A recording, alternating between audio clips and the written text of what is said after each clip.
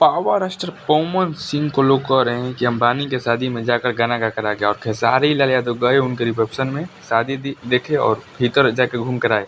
लेकिन हमारे भोजपुरी भाषा के लिए पावर स्टार पवन सिंह जाने भाई साहब, जी हाँ, पूरे को नचा दिया अपने गाने पर, लॉलीपॉप पे।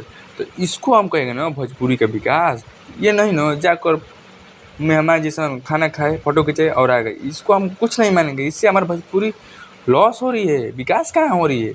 आप गए, फोटो खिंचाए, खाना खाए, देखे, शादी में आ गए, उससे हमारे भोजपुरी के कहाँ विकास हुआ। वहाँ पर पावर स्टार पवन सिंह गए, गाना गाए, 2 मिनट 40 सेकेंड का 40 लाख रुपया लिए। आप क्या गए, फ्री में गए, खाना खाए, घूमे, आ गए। तो इससे आप कुछ भोजपुरी में रिकॉर्ड नहीं बनाइए। अंबानी, आप गए शादी में अंबानी के, आए, खाए, इससे आप भोजपुरी में एक इतिहास नहीं रचे। इतिहास रचे पवन सिंह, जो बड़ी अंबानी के शादी में गए, गाना गाए, सबको नचा दिए। इससे भोजपुरी का विकास हुआ।